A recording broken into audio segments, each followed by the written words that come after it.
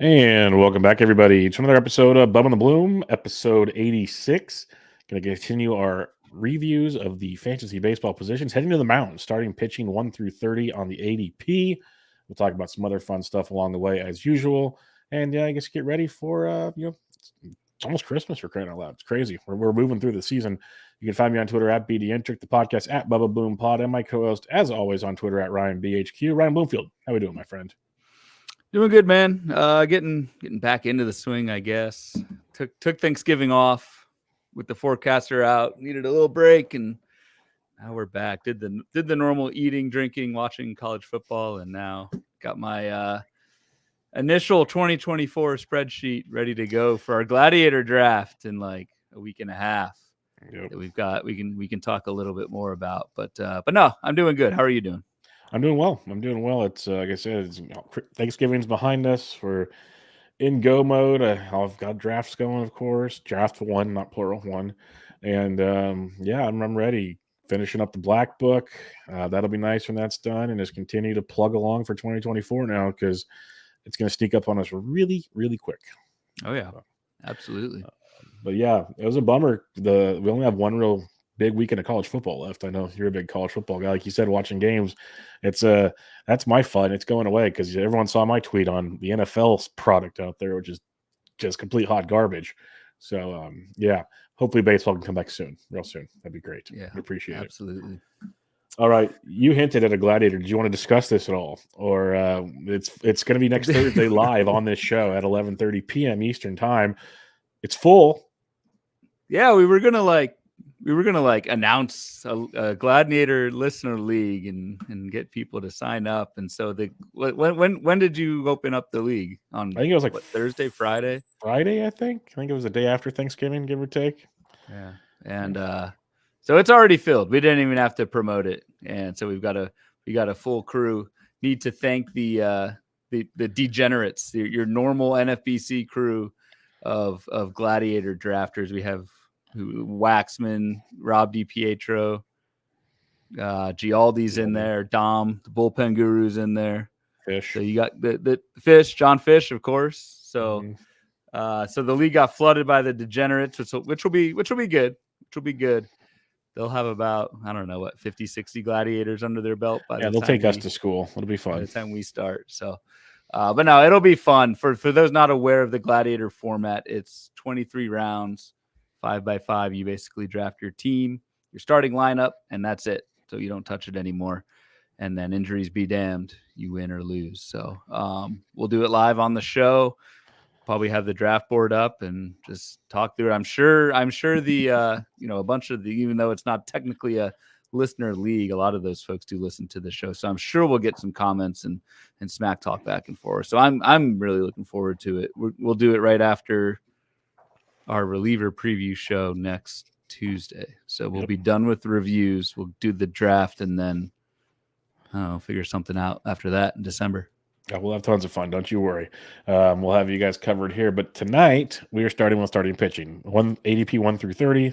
Thursday night 31 through 60 and late round surprises. But unlike previous positions, this is not as obviously top heavy as before. So before we get going, Ryan, you have some thoughts on the Bloom board that does definitely look different than the hitting positions. It does. And so I guess the trend on the hitter side was that like the elite of the elite at pretty much every position, your top 5 or 6 pretty much returned that type of value. The pitcher side was much more of a shit show. And you can break this down. Like, so I've got the board up for the YouTube crowd, for the live stream crowd. We've got the board up with the typical format that we're all used to by now, except we've got ERA, whip, and strikeouts as our categories, except for instead of homers, steals, and average. But I just kind of looked at like the top 15 versus the next 15.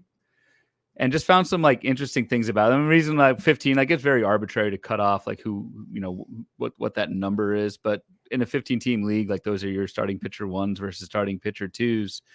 And in 2023, there wasn't really much of a difference between those groups, between the top 15 and the next 15. Put a tweet out earlier today. The top 15, as a group in 2023 had a 3.79 ERA.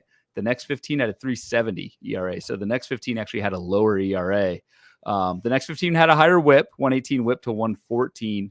And then the strikeout rates were pretty much identical, 9.7 to 9.6 strikeouts per 9. So it was just very interesting to see that kind of SP2, that second group of pitchers, pretty much match the quote unquote aces. There were only 3 of the top 15, and we'll talk about some of these guys in more detail throughout the show. There are only 3 of the top 15 that finished with top 15 value. So that's Gerrit Cole, Spencer Strider, who in the top 3, of course, finished 2 and 1 respectively, and then Zack Wheeler. The next 15 had 7. Had 7, man. There was just a lot of hits in that next 15 group. So a lot of busts in the top 15 as well. So I don't know. It was just interesting. And I think that one of the things that, like, I don't know, the trend has been that the top tier pitchers do tend to return the most of their draft day price. And so, you know, kind of the big question for 2024 is, was what we saw last year a blip or not? I don't know yet, but it was just interesting to see that next group outperform or at least tie the aces. Yeah, and you get, the early top 15. I guess you got 6 guys with 200 plus Ks. You still have 4 in the next 15. So to me, it goes to like the discussion points last season of, you got some guys up top, or can you wait because there's so many guys that feel similar, and just take like your chances. And obviously, you could have gotten wrong even if you waited to go 16 through 30. There were some really good, but also some like, we got some problems here. But overall, I think I'm not going to say waiting was the way to go because you still got some big boys up front, but waiting didn't suck. That's for sure. I guess the biggest thing for me is like 5 of the top 9 gave you 200 plus Ks. And that's one thing we always talk about, that is strikeouts being a big thing. Now, given you had to suffer through Dylan Cease to get 200 Ks, Nola had a down year, but still got you 200 Ks. And then the top 3 dudes in Burnes, Cole, and Strider. So you kind of you wanted those strikeouts, but you also wanted the ratios. So it was a tough go. Obviously, DeGrom and Woodruff were up high. Injuries are injuries. You can't do much about that, but very interesting to say the least. Yep, absolutely. And so, like, yeah, the busts in the top 15, there were different like kinds of busts. I thought there was like Sandy Alcantara, who obviously for 2024 isn't pitching, but like he was a bust in terms of performance. There was the DeGrom injury risk that everyone kind of knew about. There was the Brandon Woodruff injury, which I don't, you could say he was injury prone, whatever, but that kind of came out of nowhere. The Dylan Cease was performance based. Rodon was injury. Bieber, a little bit of both, and then there was Julio Urias. So like there were different types of busts in the top 15, and that like, I don't know, that's starting pitching in a nutshell. I mean, it's so hard to predict this stuff, that you're going to have breakouts and busts, and there's those different types that we saw this year.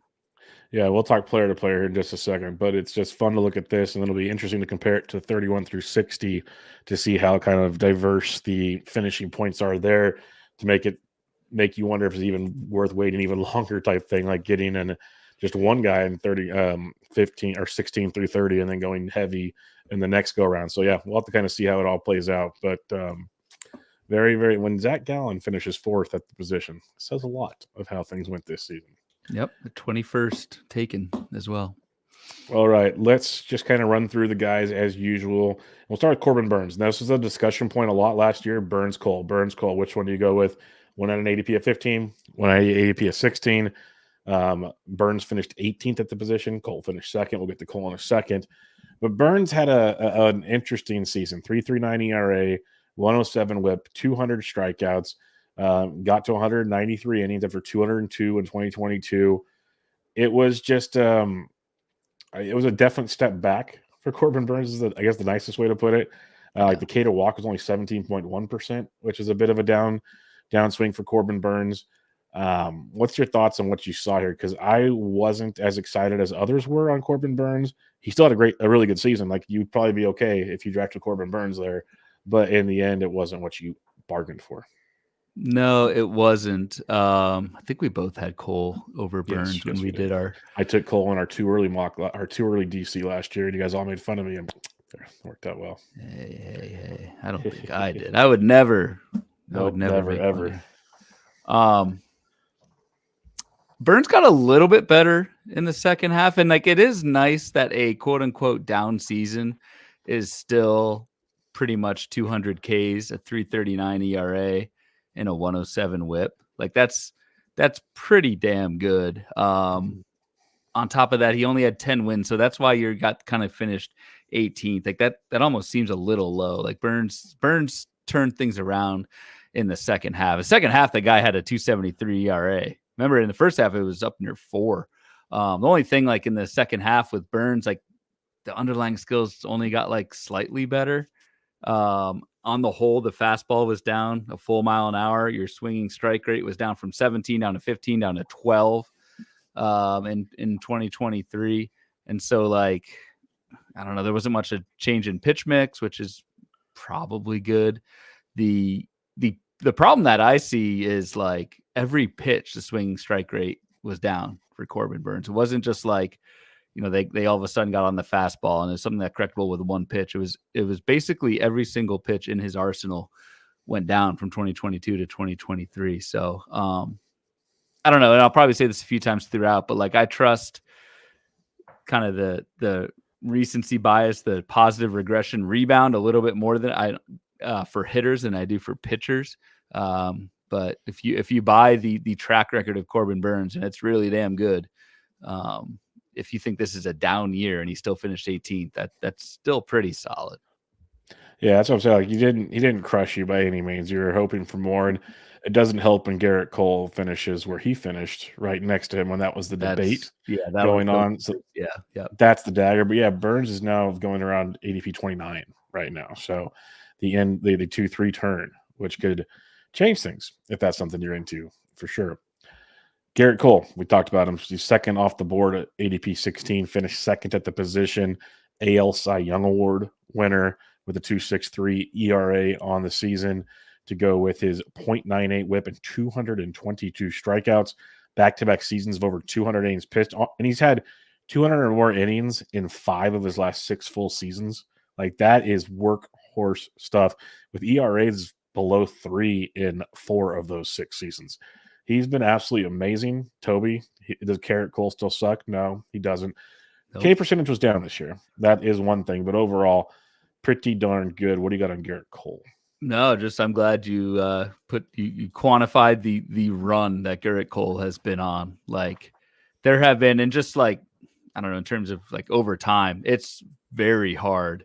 You had like Johan Santana, who was great for a few years, was the best. You had Halladay, who was the best for quite some time. Gerrit Cole has been the best, if not one of the best, for like 6 straight years. That's really damn hard to do. Forecaster blurb on Cole is not super rosy. You did mention, Bubba, the drop in strikeout rate. That's from 32 down to 27%. Like that's a lot. The velocity was down, the whiffs were down. Cole is going to be 33 next year, and he has 1,800 regular season innings on his right arm. So you do wonder, like looking forward to 2024, at what point does this start to fade? Probably starts to fade a little bit, but probably a soft landing. It's been a hell of a run for Cole, and anyone who had him on their team this year, like those numbers are all green in the sheet for a reason. ERA, whip, and strikeouts, and 15 wins too. That also helps. Doesn't stink either. So he's a stud. You got to pay for him in drafts, but is he first round in 2024? Is he? He is pick 13. Yes. So he's going as high as 8, as low as 17 so far. The top pitcher off the board in 2024 is the one that was third off the board in 2023, and Spencer Strider. He had an ADP of 29 going into the 2023 season, and he finished first at the position. And that says a lot considering the fall he had. And I say fall loosely because he was not horrible, but from the just insane ace he was to start the season to the level we saw at the end of the season, which caused him to finish like 4th or 5th in the NL Cy Young, which is a little too much for me. Didn't think he should have won it, but that was a bit of a what just happened voters situation.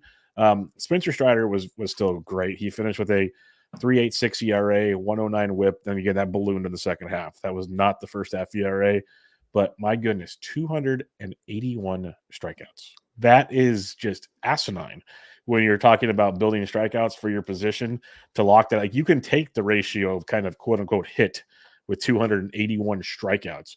Dude threw 186 innings. That was my concern, is how deep can he go? And he dominated in that regard. He was a beast. K to walk was still almost in line with 2022. I don't have much bad to say about him. If anything, maybe he's just getting a little tired because the longest he's gone in the season. And yeah, full steam ahead, Spencer Strider, unless I'm missing something. So what do you got on him? Remember, I mean, the only like chink in the armor with Strider was, at least for me, was workload entering the season. So he did have, I remember I think it was an oblique or something at the end of 2022. And that on top of only throwing 130 innings in the majors last year. Yeah, that went all out the window. 187 innings pitched for Strider. The 3.86 ERA, I mean, you'll hear this everywhere. That was, I think, pretty unfortunate. HQ had expected ERA like 3.10. Just the best pitcher in baseball. 280 Ks is just so absurd. 20 wins. We didn't, I probably should have put wins on this thing, but 20 wins on the Braves, like, you get that team support, and it's just because that was the other thing too, is like Strider's only going to go 5 and not get that many wins. Well, he went deep a lot. He was deep in a lot of those games. Exactly. And had plenty of run support. So I don't really see that changing. Just hell of a year with numbers that are like pretty much DeGrom-esque with the health. Remember how he wasn't going to be successful because he only had 2 pitches? Yeah, there was that as well. Yeah, that wasn't us. I'm just saying that was a big discussion point out there. But I'm like, it's a different era, folks. If you can have 2 dominating pitches, I think you'll survive in this day and age. The next guys where the downfall began, and I'm not happy because Sandy Alcantara had a definitely bad injury at the end of the season. But I am going to say I was 100% not on Sandy Alcantara last season. I was preaching it from the rooftops. He was the 4th off the board, ADP of 30, 1 pick behind Spencer Strider. Imagine sitting there hoping Strider would fall to you. And then he goes right in front of you. You took Sandy. You finished 68th at the position, 4.14 ERA, 1.21 WHIP, 151 Ks. Some speculated the shift would hurt him because of the ground ball situation. There was a lot of factors, honestly, when it came to Sandy Alcantara. The BATB did jump 0.25 on him, but still home runs went up. There's a lot of things. So what do you have on Sandy Alcantara? It's just funny. Yeah, the dichotomy here, Strider versus Alcantara. If you would have said before the season that Spencer Strider would have more innings pitched than Sandy, like, nobody would have taken that. And it's interesting, and maybe something I need to think about when I'm starting in on starting pitcher rankings, projections, whatever, for 2024, and everyone else out there is like, what is that perceived quote unquote floor and stability for starting pitchers? Like, Sandy was a rock, a volume rock for a few years. Like, nobody was concerned about anything health-wise. Yes, there were concerns about, is he going to, not win the Cy again, but is he going to, are the skills versus results kind of a thing. But everyone thought 200 innings again. Like, that was the thing. And on the other side of Spencer Strider, is like, no way he can approach 200 innings. And so maybe we need to rethink what we know about starting pitcher health, because or maybe this is just like a one-off example, because the next guy we'll talk about, I think we all knew. But it's just interesting to see like that perception of volume, stability, and innings, how that can change pretty much on a dime in starting pitching, and it just makes it so hard to project these guys. The one caveat I'll give Sandy, since you're talking about the innings and durability thing, he threw 184 innings pitched, and that was still good for 20th in all of Major League Baseball. There's only 19 pitchers better than him, and it's like we're used to him just being this guy that throws 200 and 220 innings, whatever, like leads baseball. He still was a workhorse in the current MLB like setting of things.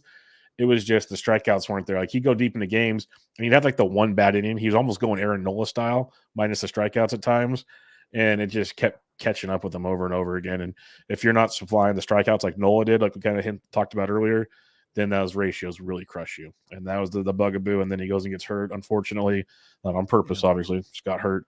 And yeah, we might not. I don't think we're going to see him in 2024. But Nope. he tried to battle back at the end of 2023. So I never say never, but I don't think we see him in 2024. Let's put it that way. Probably not. I don't have a lot to say about Jacob deGrom besides the fact we all knew this was a high likely situation with the injury. Like every discussion point about Jacob deGrom was if I can get X amount of innings. Yep. And that was always the question. It's just like kind of how should we look at Strider's increase in innings and Sandy's decrease in innings? Why are we even having the if question with a top 30 pick? Like that's where we need to like sit there and go, what are we doing with a top 30 pick? And I know I tried to force you into taking him like in round 4 or 5 of a draft. I know that was but, one of the highlights of the preseason. Yeah, but what do you got on Jacob deGrom, who unfortunately did not make it through another season?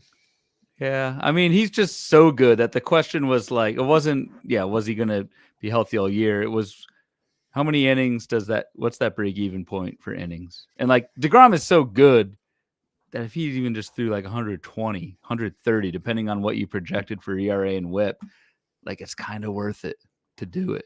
Obviously, he didn't get anywhere near there. But yeah, I just think back to that labor draft. And it's interesting to see deGrom's ADP was up to 30th in the main events. That labor draft, deGrom went the last pick of the 4th round. I remember you were on me to take Jacob deGrom in that 4th round. And I'll admit, like it was tough, man. If I think if labor was an NFBC draft, that might have been the max for deGrom for most of draft season. Do you remember which pitcher I took instead? Jacob Kevin deGrom Gausman. in the 4th round. Kevin Gausman. So I remember clearly because you reminded me a few times actually. Hey, I don't win often, so I gotta when I do. Yep. Gotta make it known.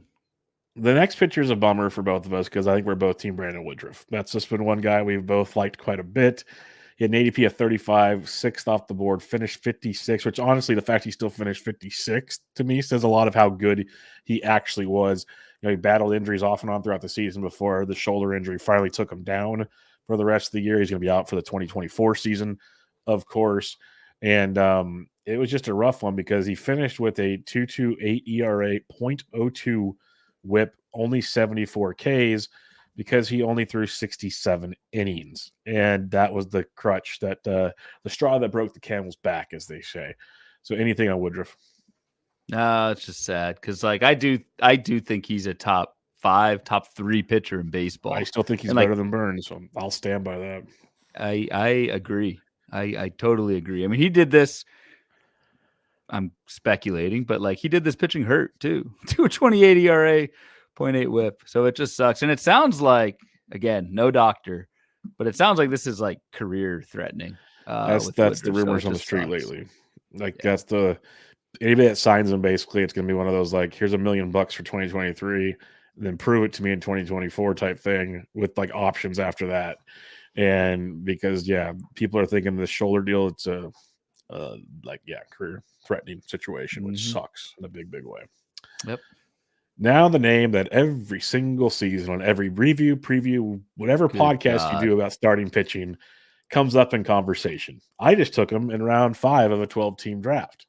His name is Aaron Nola. And he's 7th off the board with an ADP of 35, same ADP as Brandon Woodruff. Here we go again. Woodruff or Nola, how did your season go? Like, there's so many of these guys neck and neck that if you would have taken one or the other, like, things look a whole lot different for you.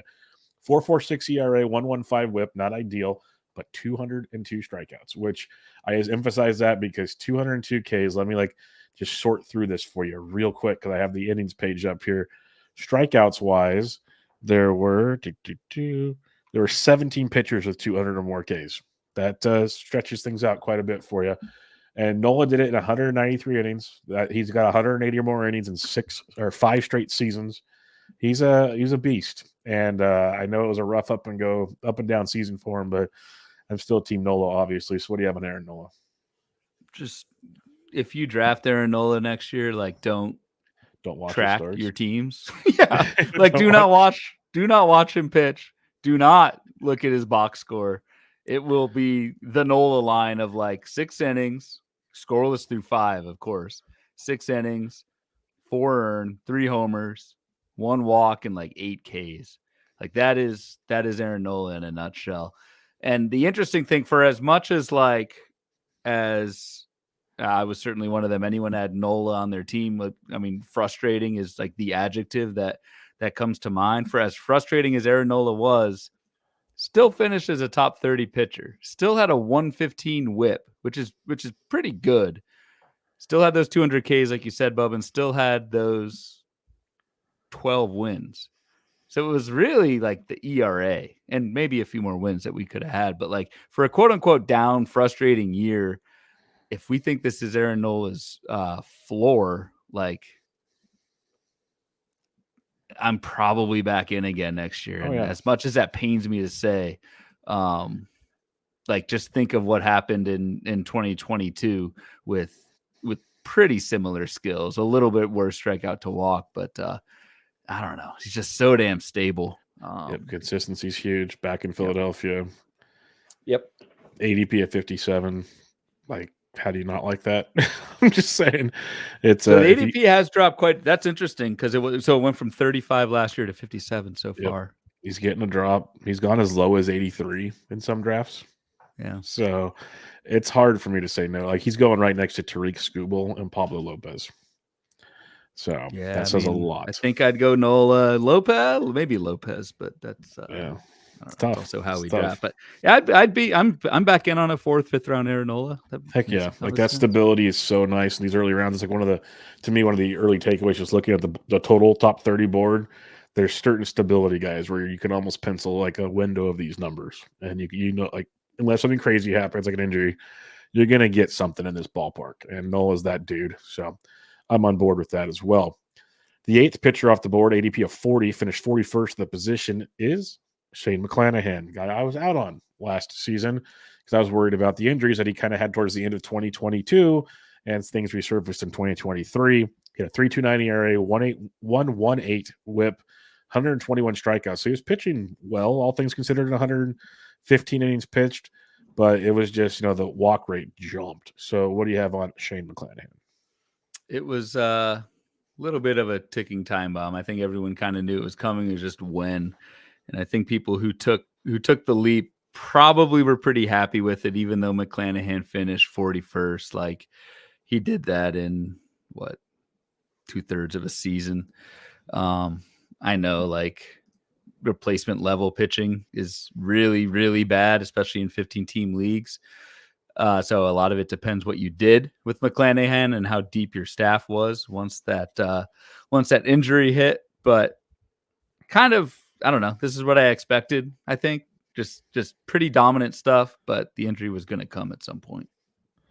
Yeah, that's pretty darn accurate there. And the next guy, don't have a lot to say here. Dylan Cease, 42nd ADP, 42 ADP, 9th off the board, finished with ranked 79th.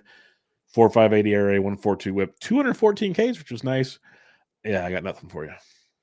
Yeah, how the hell do you finish 79th with 214 Ks? Good because God. the ERA and I'm guessing the ERA, the whip, 7 wins. It's 7 wins. Everything else that sucked along the lines of Dylan Cease, that'd be my guess. Yeah, and actually a 142 whip is actually like for those many innings is really That's bad. a killer. Exactly. Great point. Over 177 innings, that whip is and even the ERA, but definitely the whip. That's rough to come back from. Yep. Very difficult to overcome unless you somehow grab like Gerrit Cole and a bunch of great closers. Otherwise, you're in trouble in a big, big way. Yeah. Now we get to a fun one because I got a mixed feelings on Justin Verlander. 43rd ADP, 10th pitcher off the board. He finished 23rd though. Like he was not like an ace, but he was good. A 3.22 ERA, 1.13 whip, only 144 strikeouts. Obviously missed the start of the season. Like he slow started the season. Only threw 162 innings. This kind of might be who he is. Now looking at back-to-back seasons with Justin Verlander. But what are your thoughts on what we got with Verlander? Because he's not that like ace apparently, but could be a nice SP3. I guess like he'll be 41 next year, and the skills are like more portend to a mid-4s ERA guy. Like I probably could have said this 4 years ago, but at some point it's gonna catch up to him. Like he'll be 41 next year. I don't know. A good year, and like the dude proves me wrong all the time. And I would have predicted a worse finish than 23rd, especially with the early season injury. Like, it's damn impressive what he's doing. I don't know how he's doing it, but he is. Yep. Speaking of another veteran pitcher who this is who he is now, is Max Scherzer. He was the 11th pitcher off the board, finished 22nd, 3.77 ERA, 1.12 WHIP, 174 Ks, 152 innings. He had 145 innings the year before. Back issues have been bugging him, shoulder, elbow, something all the time, lingering. But he's about 150 innings pitched guy, it feels like right now. So, what's your thoughts on Max Scherzer? It was funny, the debates back and forth between Verlander and Scherzer was like, which old guy are you gonna trust? Take? And they had the same ADP, and they pretty much finished right next to each other. I don't know who I have more faith in next year, Scherzer or Verlander. I'd probably Scherzer, because it felt like when he was at least kind of healthy, he dominated more. He could shove when he's actually healthy. Just when's he healthy is the problem. Yeah, and it's almost like with Scherzer, it's the injuries are like, I don't know, a couple weeks at a time. It's not and he's back, and when he pitches, he's fine. So like, yeah, probably Scherzer, but I don't know. I'm just concerned about both of them. But yeah, it's a tricky situation to say the least with the old timers. Carlos Rodon, I got nothing. Dude, I don't even know why people took chances on him with the injury already going on, but it never got better. Good God, 6.85 ERA. He actually threw some innings, didn't he? Yeah, he threw more than you'd expect, but man, you'd probably rather he threw none. You'd rather not. Yeah, he threw 64 innings. I mean, not a K per inning. So that's not bad, right? Yeah. Just ignore the deep red. It's not the deepest red on this page. Probably should be. I probably shouldn't have because Robbie Ray got hurt so early. Probably should give it to Carlos Rodon or Alec Manoah. Let's be honest. That's true. Rodon was no. Manoah was worse. They were both much worse. I wonder how many teams had both. Rodon and Manoah. People that probably stopped looking at their teams about May, June. I probably would have too. Yeah. All right, Zack Wheeler. This is the fun one for me, at least, just because ADP is the 13th off the board, had a 54 ADP, kind of where Aaron Nola is going this year, close to it. Finished 8th at the starting pitching position, 3.61 ERA, 108 WHIP, 212 strikeouts in 192 innings pitched. He has been a workhorse. A ratio that was his worst ERA since 2019. He had a sub-3 ERA for 3 straight seasons. He has been nothing short of outstanding, and just continues to. It feels like just kind of gets overlooked at the position, but he's a dang beast. His ADP is at 30 right now. So what do you got on Zack Wheeler? Yeah, like I would definitely take Wheeler at that price. I think Wheeler is a top 5 guy, given the combination of stability. Again, what we think of stability, given my Sandy Contra talk earlier, but no, it's just, I mean, you nailed it with the intro. Like, to have a sub-3 ERA for 3 years in a row, and really the skills this year were just as good, if not better, than they were during that run. So the only difference was like he didn't get as many ground balls. Wheeler threw a lot more induced a lot more fly balls, I should say. But swinging strike rate was up 2 points. Like he's showing no signs of slowing down. No, he was on a few bloom boards about the halfway point of the season, like buy low. He was type a guys big second half. Yeah. Like how did he actually do in the second half? Pretty good. Pretty good. He did. Yeah, he did pretty solid. Yeah. I wouldn't be too worried about what you got from Zack Wheeler in that situation. I would be worried about the next guy though. Shane Bieber, 56 ADP, 14th pitcher, finished 90th at the position. Remember, he was picked 14th at the position, finished 90th at the position. 3.80 ERA, 1.23 WHIP, 107 Ks. Back-to-back years where the strikeouts just plummeted. Battled injuries last season.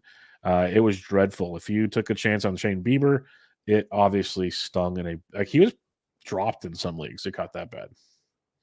This is almost like the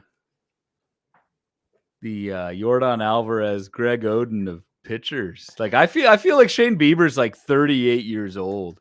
Yeah, he does feel old. 28. Yeah, that's why he was rumored in trades as of Tuesday. It was crazy. He pitched, like, I probably think he's old because he's like falling apart. I mean, everything fell apart last year. Everything. you mentioned the drop in Ks, swing strike rate. So this trend in whiffs from Bieber, 18% in 2020, which was that like magical year when he was the best player in all of fantasy in the COVID season, went from 18 down to 16, down to 14, down to 10. Velocity in a similar decline. Like it's tough. And this is where I say with pitchers, like I don't bet on that positive bounce back because you tack on the injuries. Like these guys can just fall apart a lot more often than they just get it back together. So faith in Shane Bieber is quite low at the moment. No, you don't need to have faith in Shane Bieber anymore. Just kind of pass on that one, see where he goes, and enjoy the younger Cleveland Guardians, which we'll talk about on a later episode of the show. Julio Urias, don't have a lot to say here. He finished 53rd of the position as the 15th pitcher off the board. Injured season, bad season, might not ever see him again. So I have nothing really to say about him. Well, yeah, it was off the rails on the field, and then obviously off the field, it was even worse. So who knows if we see him next year? I have no clue at this point. Yep, no clue at all. But the guy we will talk about next was the 16th pitcher off the board, finished 7th position. Your man, ADP at 59, 3.16 ERA, 1.18 WHIP, 237 wonderful strikeouts and 185 innings pitched. That is Kevin Gausman, who was in the running for the Cy Young for a while there, but he's continued to put together great seasons ever since he came over to the Giants and now goes to Toronto. It's amazing to get out of Pittsburgh and Baltimore and see how things go for you. So Gausman's been great. I don't have a ton to say, but he's your man, so I bet you got something nice to say about him. No, just to thank you to Mr. Gausman for doing some things. He was one of the guys who, do you remember, I guess in spring training with the pitch clock, he was saying he had to rework his delivery, and it was a concern, or I don't know if it was a concern for him. It was a concern amongst the community. And that obviously didn't, like, he hit the ground running. He had a couple blow-ups. I just remember he had some Aaron Nola in him. He had a 7 earned run thing in April, 8 earned run game in May. I think he had a couple other 6 earned run games. Like, he had some bumps in the road, but just a hell of a year. Yeah. I don't know how he only got 12 wins on the damn Blue Jays. They could not hit when Blue Jays offense as a whole sucked. Yeah. That was part of it. But yeah, you mentioned the bad outings. He also had just stretches of just dominance where nothing could be touched. It was just like art.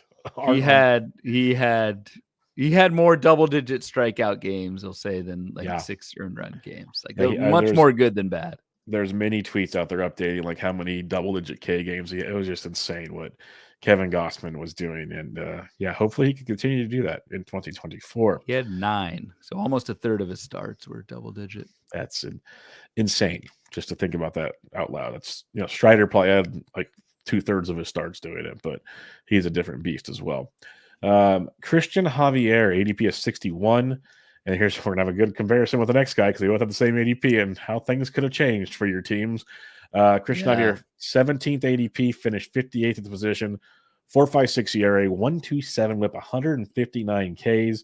He managed to throw 162 innings, made 31 starts, so that's all fine and dandy. But the guy we saw with the big strikeout stuff the previous 2 seasons, that disappeared. The ratios disappeared.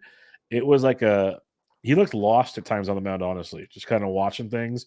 I didn't know what to – like he finished – the postseason was better, let's put it that way. But it was a rough go for Christian Javier. The postseason was better. I think he finished – no, he did not. Oh, my God. He had a 5.11 ERA in September, 6.17. Yeah, it was brutal. Like we talked about it many times on this show. I think about people kept asking questions: should I drop him? Should I drop him? Do you want this guy over this guy? I think there were Cease versus Javier questions. I think at one point in time. Yeah, I'm gonna throw up the L here. I was a big Javier. Oh, I loved Javier too. It was tough.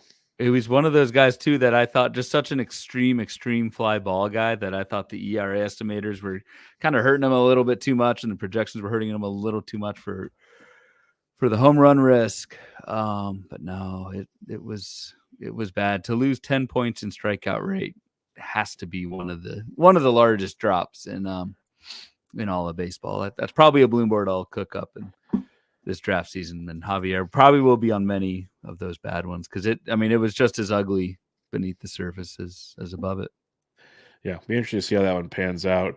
Now to the guy that also had an ADP of 61, 18th pitcher off the board, finished 6th at the position. Yeah. So the Javier versus Luis Castillo dilemma. Like there's been a few of these. It's kind of fun. And First everyone makes Gausman.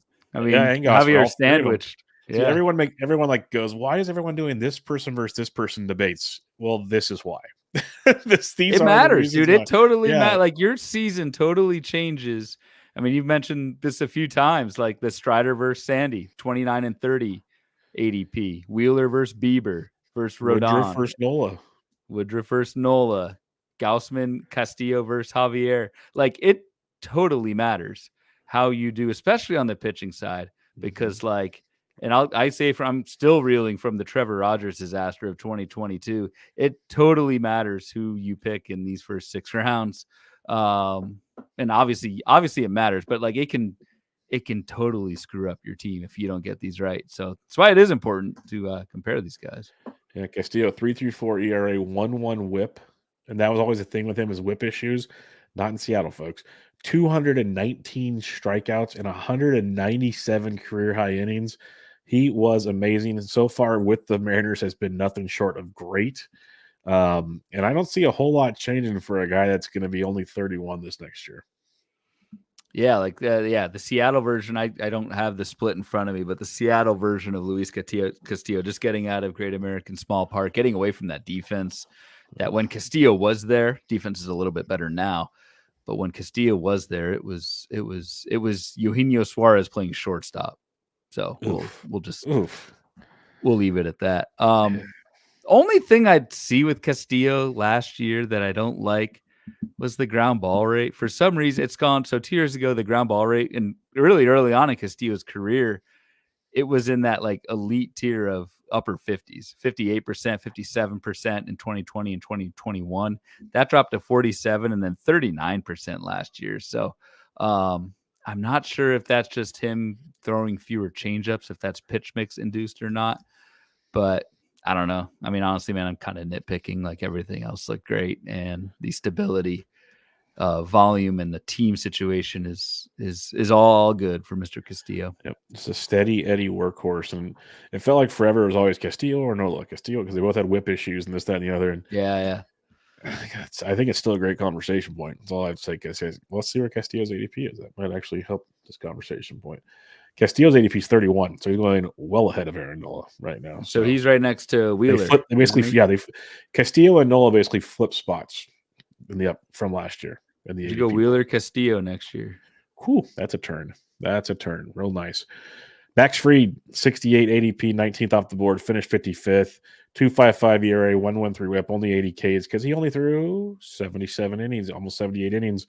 Injuries shut him down for quite a while. The stuff when he was on the mound, that was the guy you expected. That's all I'm going to say, but he just couldn't stay healthy. Yeah, and it's a little concerning because it's the forearm. Yep. It's the forearm. Like he had 2 forearm strain IL stints, 115 days on the IL for Max Fried. Yet still, like you said, had the numbers. He just kind of freaks me out of with that forearm. I just that's an F word for pitching. Yep, that is not good at all. You know what else isn't good at all? Alek Manoah. Here's your 68 ADP. So here you go. Fried 68, Manoah 68. We'll get to Zack Gallen, who was 72nd. So that's a fun one for you as well. But Manoah at 68 finished 20th off the board, finished 239, and we know the rest is history. So I have nothing else on Alek Manoah. Oh, like that was tough. Yeah, brutal stuff for Mr. Manoah. But what wasn't brutal is Zack Gallen.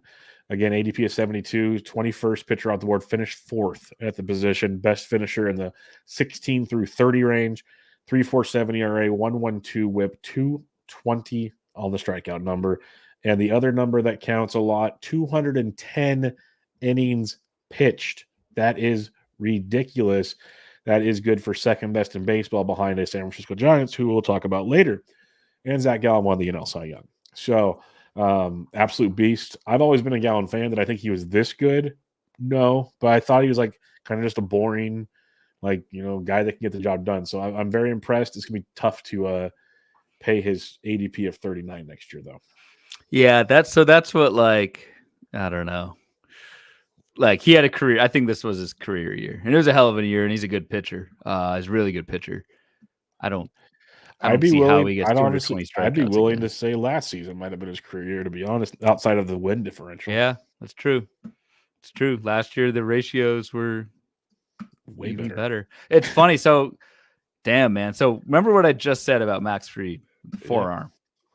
Zack Gallen. We just mentioned the last 2 seasons for Zack Gallen, 2022 and 2023, as debatable career years. Guess what he had in 2021? Forearm strain. Yep. Like, I don't know. And we talked. Is Pablo Lopez on this, or he's probably next Thursday? He had the 2 years of shoulder issues in a row, and then did it next week. So, like, I know people tune in, maybe for our friendly banter, maybe for our insights. And I don't know if people like when I say this is so hard to predict starting pitching. It's just like how could you see this from Zack Gallen in based on what we saw in 2021 forearm issues, and same for like a Pablo Lopez. Well, I mentioned Spencer Strider earlier too, with 187 innings, more than Alcantara. I think you can't beat yourself up for that though, because it's a combination of like, okay, DeGrom, you knew better. Woodruff, you could have known better. McClanahan was a ticking time bomb. So like you're right on those ones. The same could have been said for Pablo Lopez, because I know I was out on him because the shoulder concerns. Like, what are we doing? And he shocked the world. Like, awesome, great stuff. But like, I think as long as the process like is consistent, I'm not saying right or wrong, but consistent, that's all you can really do to prepare yourself. Because if you start like picking and choosing whenever you want, then there's no process, more of a biasy situation. Exactly. So if your process is there, that's all that really matters. So you can't beat yourself up over it, because in theory, like you and I are both not really, we're more like risk adverse people. That's just how we draft. So if we see these concerns, like you're not going to draft Max Fried next year, and literally it's play a coin toss. Is it going to work out great or is it not? We don't know. But I guarantee if you have that same philosophy over like 7 or 8 pitchers, you're probably going to be okay. Yeah. And actually, the interesting that's really well said. Yeah, I probably won't take Fried. I'll end up with Manoah next. See how it goes.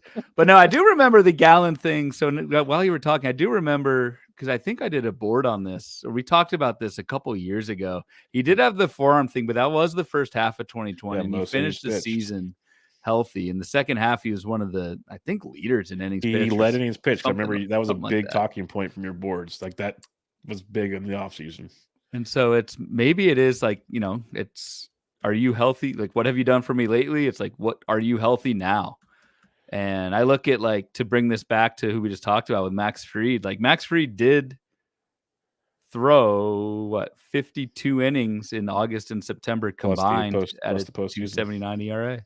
Plus the postseason. When he pitched, he was fine. I think a lot to it is the degree of forearm strains. Like, is it one where it's torn? Or is it just like it's a strain, so it's sore? Let's let the the hurt muscle calm down, like a hamstring strain. It's not a tear; it's a strain. I think that's like, we hear forearm strain because most of the time that means Tommy John, but literally it might just be like, hey, my forearm tightened up. Like I just need to let it chill. Like that could be so, but we don't know that because no team's telling us that. I was just gonna say that, like, we don't. So yeah, we're grouping all strains together, but like, what else are we supposed to do? It'd be nice if, like, when they do the hamstring, it's like a grade 1, 2, or 3. Can we get that for forearms maybe? But would it really matter? No, because we'd still hear forearm and be like, nope, not doing it. But yeah, I think that's the thing with the forearms. Like, the more these teams kind of have access to technology and everything, like the Gallen thing could have been a perfect example. Like, it was early in the season, didn't feel right on the mound or whatever. Cool, because he left a start or 2 last year, like the 4th or 5th inning, because like he felt like a tweak or something. I remember that with Gallen for a fact, and he came back and was just didn't miss a start, nothing. So yeah, we're not doctors. We just podcast twice a week. We just ask questions and try to answer them. But exactly, varying degrees of success. We try.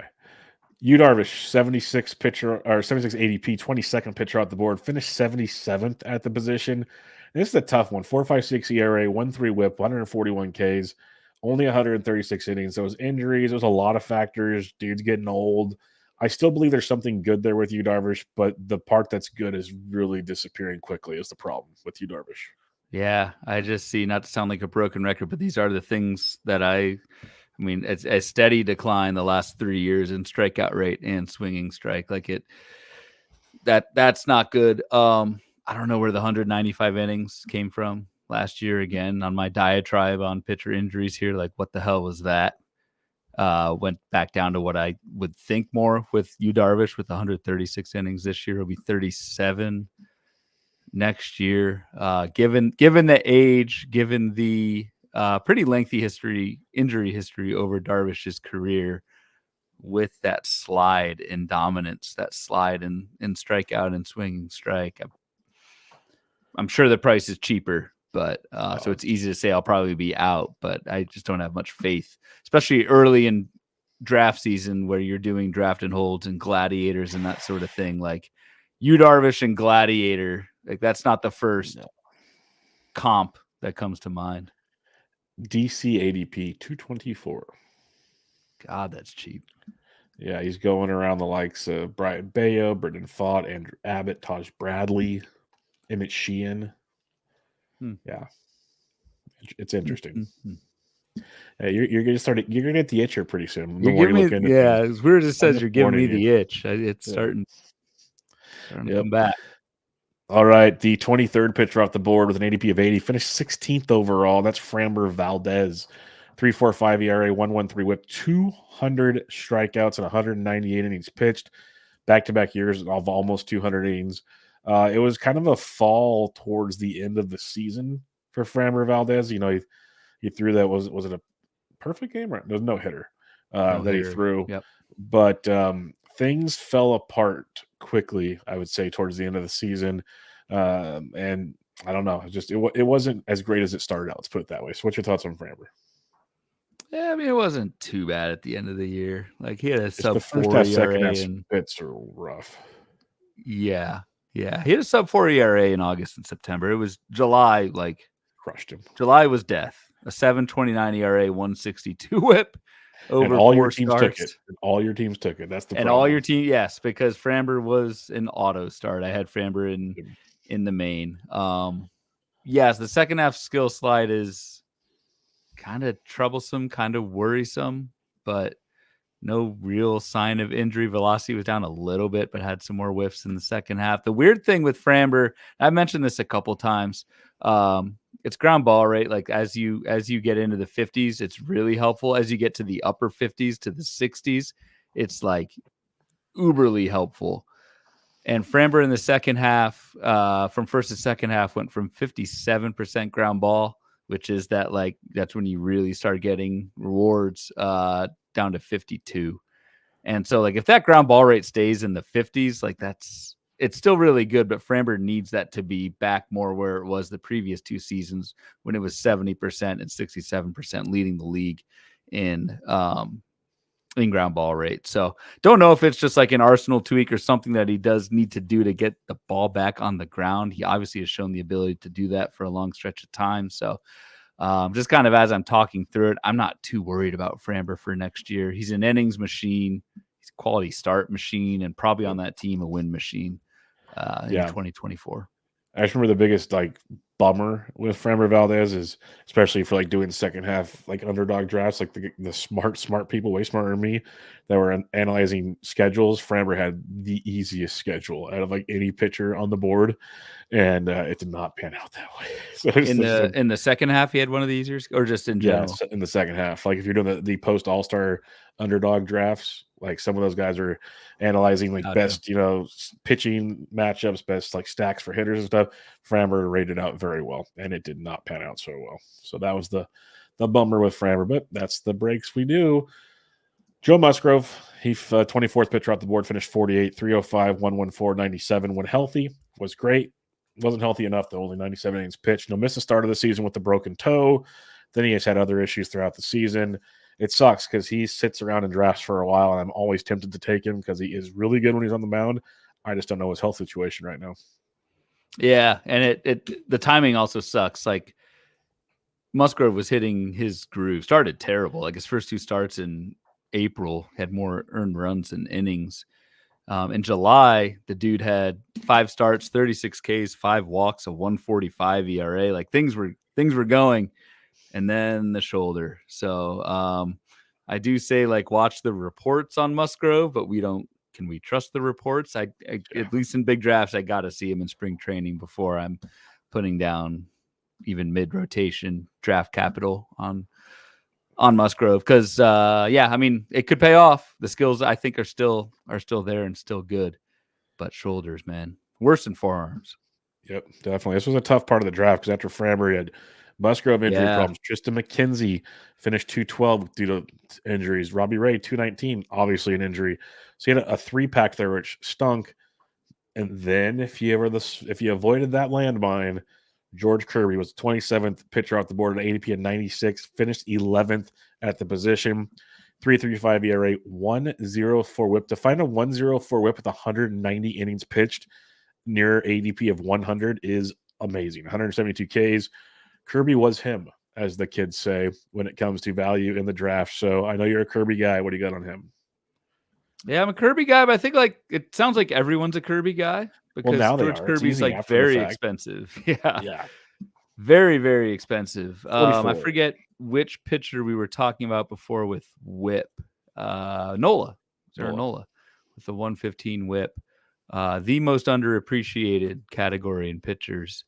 And because George Kirby literally does not walk anybody, like the walk rate doubled almost from 2% to 3% from first half to second half. You're basically locking in an elite whip, probably a pretty good ERA. And even the strikeouts, like the knock on George Kirby is a low strikeout rate. He had 172 strikeouts. Yeah, that's still pretty solid.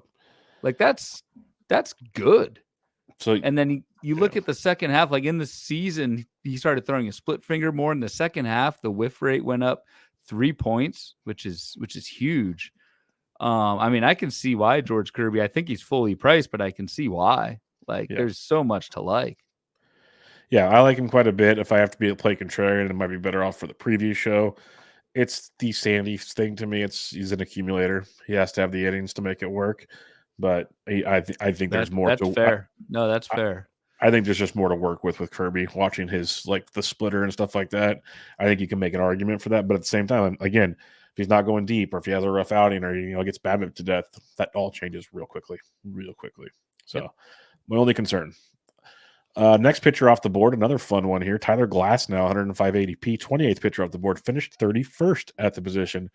3.53 ERA, 108 WHIP, 162 Ks in 120 innings, a career high for Tyler Glasnow. He had 10 fewer strikeouts and 70 fewer innings than George Kirby. So there's my comparison thing is, do you want to take the guy that's, he's pretty darn elite and he might have a blow from time to time, or Kirby who has to accumulate?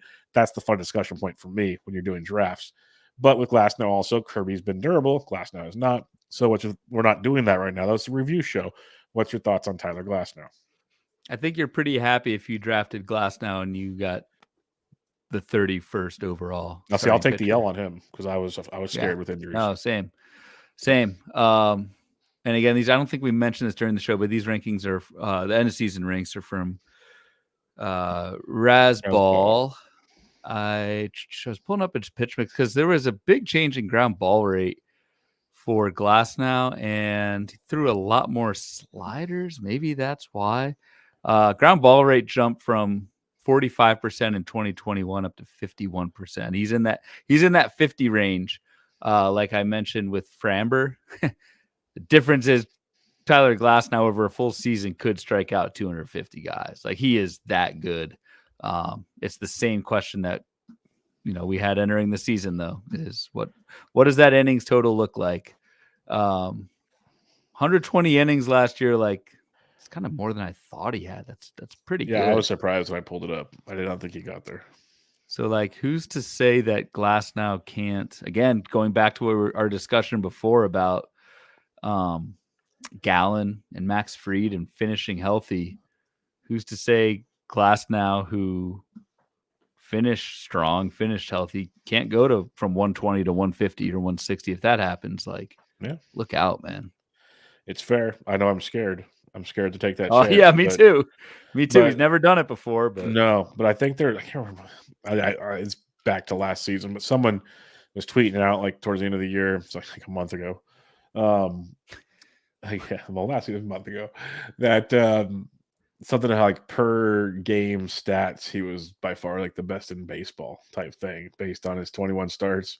Like it was DeGrom-esque type stuff. Like he was the same, if not better, than Spencer Strider type situations. It was some pretty crazy stats, which makes sense if you think about it. Like you really start breaking it down. Like, yeah, he's pretty damn good if you look at it all. So I guess we'll have to see if he gets traded, where to, all those kind of things. But for now, on the review, pretty darn good if you took that gamble. Hunter Green, 29th off the board, finished 117, 4.82 ERA, 1.42 WHIP, 152 on the strikeouts. The Ks were great. Ratio sucked. Great American Small Park injuries. 112 innings pitched. I'm still terrified of Hunter Green. Yeah, it's kind of, I think we're gonna have like the same conversation we had last year. It's like this. There are pieces, but the context around those pieces has improved slightly. Like the Reds had a pretty good year and should give them some run support, but I don't know. I don't know. Like there's that sign. So there's that September 20th game, Hunter Green against Minnesota, 7 innings, 1 walk, 14 strikeouts. And then there's other, a month before that, he gave up 5 walks. 2 starts before that, he gave up 4 walks. Like, I don't know what we're getting with the guy. The ceiling's high, but like, I don't know, inconsistent. Yep. I'm with you. So I'll just kind of avoid that train. And I'd rather go to the next guy. Look at this guy. I didn't even notice that at the end. There's Bubba getting happy. The NL Cy Young Award, the major league leader in innings pitched this season with 216 innings pitched. He was the 30th pitcher off the board with a 110 ADP, the same as Hunter Green, by the way. And he finished 12th at the starting pitching position with a 3.25 ERA, a 1.07 WHIP, and 194 strikeouts. Kind of Kirby-esque if we really want to get into all of this. And this is after a 2.9 ERA in 2022 and a 3.03 ERA in 2021. And that is the one, the only, Logan Webb, everybody. Put some respect on his name, please. Well done. I got nothing to follow that up with. Dude's a beast, man. Yep, I was all in on Webb. I took a lot of back and forth conversations last week, not from you, but from other people. Oh, you can't strike guys out. Well, this is where I will be honest, and people hate hearing this. Watching games once in a while does help, because when you watch Logan Webb, he is a pitcher. He can strike out guys when he wants to. And I mentioned it, I think, last year on our preview show. His pitch mix adjustments towards the end of last season carried into more pitch mix adjustments this season, and it made him a different pitcher. Problem is that could revert, obviously, because it just takes a rough game here and there, a BABIP change, whatever, similar to my Kirby comments. But I think Logan Webb is an outstanding pitcher of the game, and he showcased it in a big way this last year. Threw a ton more changeups. Yep, pitch mix change, baby. Yep, interesting. Yep. So we'll see how that carries over. I'm curious to see how his spring goes, to see if because he was developing a pitch at the end of 2022, and there's a million different little things for him. So I'm curious to see where it keeps going. All right. Any final thoughts on the starting pitchers? You mentioned the things you kind of saw early on. Anything else before we head on to some listener questions? Because to me, we talked about the top end and then scattered around. To me, it's just pockets of ADP debates and how that went for you, because it got dicey quick at certain spots. Yeah, I think those are my 2 big takeaways. Was what you just talked about, those individual player debates, which are important to have because the difference in getting that right and wrong is massive. And then B, that what I brought up at the top of the show, that top for 15 versus the next 15. I think that was a one-off.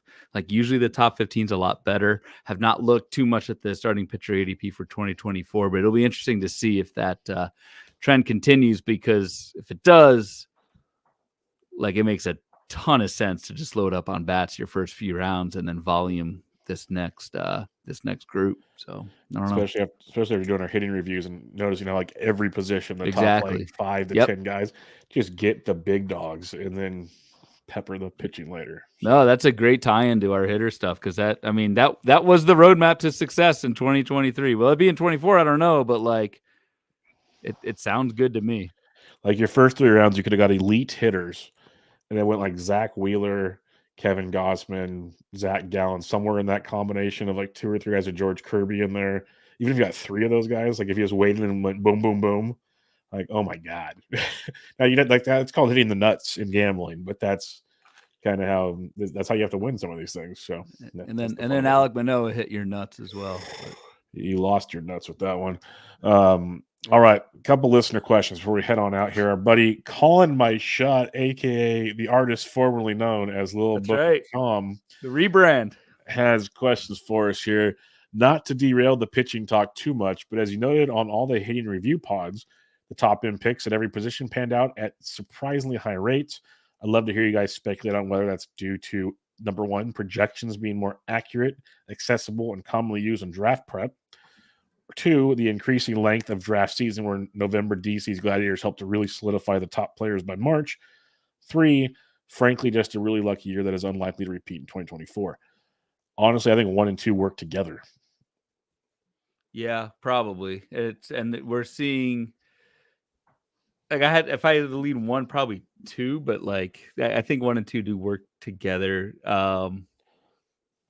Draft season just so it gets earlier and earlier and earlier every year. And Matt Cedarholm wrote a piece on this in the Forecaster. It's just this what we call the anchoring effect of ADPs, and how yes, ADPs do change once you get to main event drafts, but all draft season we hear about is how these early ADPs, what they are, and they can anchor each other and affect that. So I don't know. I'd actually lean 2 and 3 as opposed to 1. I'm not sure how much more accurate the projections are than what they used to be. I don't think they're all that accurate at all, to be honest. But the reason I think 1 and 2 work together is because he mentions how the projections are used in draft prep. So using the draft prep creates the ADP. I think it's kind of most people nowadays have their they enter their projections. It spits out their numbers and all these things, and those are the guys doing a lot of drafts, if that makes sense. So that's where I think it is, given these early DCs and Gladiators don't have a ton of projections unless you create your own. So like kind of yin and yang situation. But yeah, I think there's correlations. If you had to pick just one, I would do 2. It's probably the answer. But I think 1 leads into 2 at some point in time. I mean, my thoughts. All right, we have another question from Calling My Shot. I don't know which. Okay. A list of starting pitchers from 2021 to 2023 with over 400 innings pitched and an ERA less than 3. Max Fried, Max Scherzer, Shohei Ohtani. How did he not make the list? I just took him up because he was drafted as a hitter. That's fine. I'm just making sure. I might as well bring it up before someone says it later. Corbin Burnes. Fried is projected to be 11th in ERA, 185 innings pitched for Atlanta, ADP of 69. SP 18 right now. Is this too low? This goes back to, do you believe he's healthy or not? Yeah. If he goes 185 innings, he is too low. Yes. That's my 2 cents. Because if he goes 185 innings, he'll probably get 18 wins on that team. The wins, he gets about 165, 70 Ks, and the ratios will be outstanding. Yeah. That's Max Fried. I think there was a response to that tweet that brought up the forearm or somewhere around there in Twitter. And I mean, I don't want to rehash what I just said about Fried, but I'm starting to come around a little bit just talking through it. In that the end of the season, he looked damn good and healthy. So that matters. And then he says, please forgive the George Kirby slander. Whoa. The Steamer projections, Kirby has an ADP of 44, has 191 innings pitched, 3.6 ERA, 1.12 WHIP, and 184 Ks. Where Fried, ADP of 69, has 185 innings, 3.56 ERA, 123 WHIP, and 177 Ks. Why is there a 25 pick gap, especially with Fried on the much better team and with this exceptional track record of success? I'm going to say it's just because of the injury concern, personally. Right. Which probably theme of the show. And that is why. It's the perceived volume. How did that perceived volume work out for drafters between Strider and Sandy last year? So, again, I don't have the answers. I'm just raising more questions. But, could Max Fried blow Kirby out of the water next year? Oh, yeah. Could anybody be surprised? Not crazy. Not terrible. Yeah. Nick Davies says, I'm curious what the range in numbers were with one group to the next. Like, obviously, Manoah would be the bottom of the next 15, but was there a tighter range of the pitchers between 1 through 15 than 16 through 30 where paying up makes sense? I think you kind of covered it, Bubba, in terms of there were just like little mini pockets throughout. So if I'd look at the top 10 starting pitchers, only 2 of those top 10 finished in the top 15. So like really your top 10 kind of sucked. You had Burnes, Cole, Strider, who were Cole and Strider were obviously great, but that meat of the top 10, Sandy, DeGrom, Woodruff, Nola, McClanahan, Cease, like that was a bad place. So if I split that, I mentioned the stats at the beginning of the show, the top 15 versus the next 15. If I even took I know it's cherry picking, but starting pitchers 4 through 10 did this, and starting pitchers 16 through 21 did this. That 16 through 21 group was Gausman, Castillo, Gallen. Yes, Manoah was in there, but I don't know. It's just always hard to pick and choose those kind of arbitrary cutoffs. Yeah, it's not the easiest to do, especially with such diverse pitching. Let's put it that way. So it makes it really tricky. And then Dave Sawa says, can you make this sad Cardinals fan happy by saying something nice about Lance Lynn or Kyle Gibson? Nah, I didn't think so either. Well, they'll be on the next episode. Both of them should be. Just guessing off the top of my head. So we'll have a lot to say. I assume we'll see some Cardinal red next to Lance Lynn's name on the board next episode. But I don't even know. He might. Miles Mikolas. I'll give you something positive. Miles Mikolas finished 4th in innings pitched at 201.1. He's one of only 5 pitchers to do over 200 innings last year. Only 137 strikeouts though. Positive with Lance Lynn is just watch him after he strikes someone out to end the inning. It's freaking beautiful. He's a beast, specimen. It's joy, absolute joy. What else is an absolute joy is another episode in the books, Mr. Bloomfield. So next episode, Thursday night, 11:30 Eastern, 8:30 Pacific time, give or take. We'll have SP2, 31 through 60. So any other thoughts before we head on out of here and wrap up the show? 31 through 60, and then we'll throw the breakouts on there and talk about those guys at the end. But no more thoughts. I gotta get ready for this shark-filled gladiator coming up in 9 days. We're gonna be little minnows in the shark-filled pond. It's gonna be so much fun. It's gonna be great. It's okay. Oh, I ain't scared because I'll talk so much trash if it works out. So it'll be fun. I don't plan on it working out, but I'm not scared. I'll say that much. I just hope Gialdi's in the YouTube chat that night, just so we can have some fun with him. But we'll see. That's a little over a week away. We got to see you guys on Thursday. Make sure you check out Ryan on Twitter at RyanBHQ, the podcast at Bubba Bloom Pod. I'm at BDN. This is Bubba the Bloom, episode 86. Catch you all next time.